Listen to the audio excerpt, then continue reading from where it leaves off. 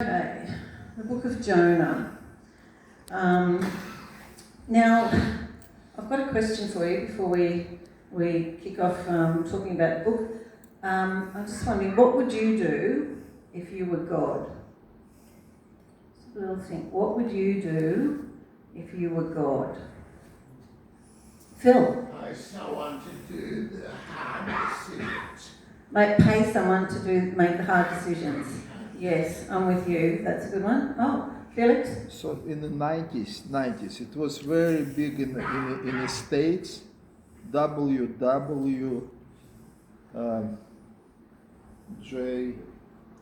Oh, what would Jesus Are you do? remember?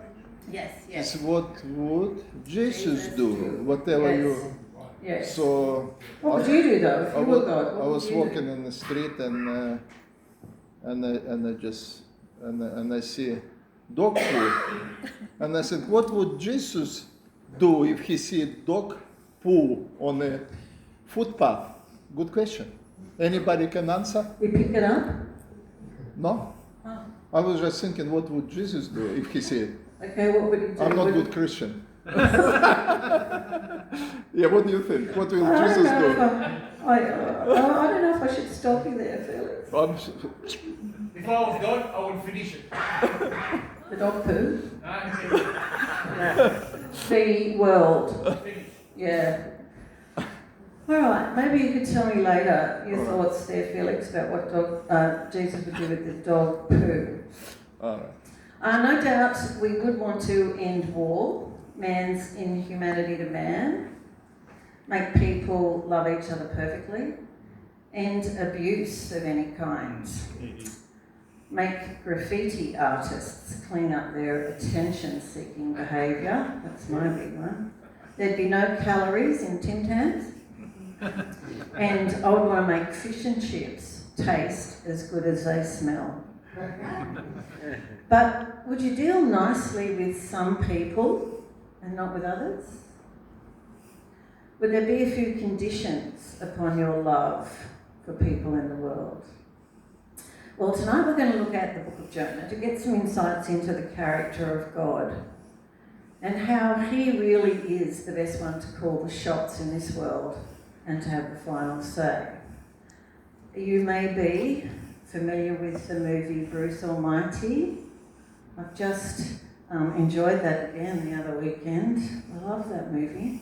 Oh, it's lovely movie. And I love the scene where Jim Carrey answers yes to all the prayers, like millions of prayers that come over his email inbox. And then there's absolute chaos on the street. It says yes to everything, and it's just chaos. It was billions because 2 billion Christians. It was 2 billion or more. Prayers. Yeah. Now, I don't know if you know, this is just a little side note. Jim Carrey he is a Christian. I don't know if you knew that. Of course he's Christian. Yeah, he's amazing. He's quite a humble guy, and he speaks up for Jesus, and he inspires others about forgiveness and grace, which is, I think, pretty awesome. So Jonah is a small book in the Old Testament, as you might have gathered from if you looked at it tonight. It's only 4 chapters long. Jonah is a real character in the Bible, and who you will be familiar with, and you may have come across, as we've talked about, the Sunday school stories and the books that have been written, the thousands of them, about Jonah and the big fish, Jonah and the whale. There's lots of very cute, it just makes such a great kid story, doesn't it?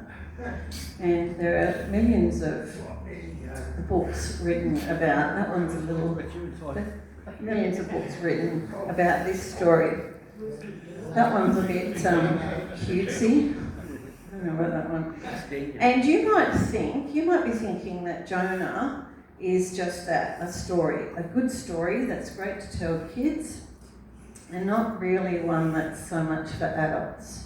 Well, I'd like to put it to you tonight that actually Jonah is a book that tells us much about God's character and is certainly a book for all ages. Now, there are many aspects of the story which point to it being not just a great tale, but an account of real events. I'll point some of those out as we go along. But one of the issues that Bible scholars did have with whether or not we can call it history was that the authorship is unknown. We actually don't know who wrote Jonah, so that's a bit of a problem. He obviously didn't write a book, but it could be that someone he told the story to down the track wrote the book and recorded the story. We don't really know, but what we do know is the story includes real places, real people, and actually the style of the book is exactly the same as other historical books of the Bible. Now, this is not the first time we've come across Jonah in the Bible. Jonah, as I said, is an historical figure. We meet him in the 8th century BC. He's a Hebrew prophet. And he prophesied the expansion of King Jeroboam II's empire. Even though he was a wicked king, God was going to expand his kingdom, and Jonah had a job of going and telling him that. That story's in 2 Kings chapter 14. Now, God was going to bless this guy, this King Jeroboam, which meant pretty much rewarding bad behaviour. Jonah wasn't happy about having to give the king that news. Not a lot of details about how that all went, but we do get the feeling from Jonah chapter 4 verse 2 that he wasn't impressed about what he had to do by telling this king that his empire was going to grow, because he was a very wicked king. There were a lot of wicked kings, but this guy was pretty wicked. So Jonah gets the word again.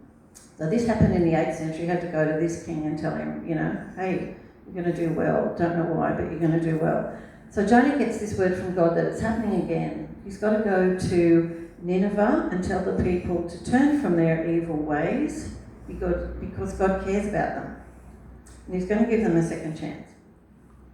And they were pretty evil. And in fact, I don't even want to repeat what I read about the guy who was the king of Nineveh.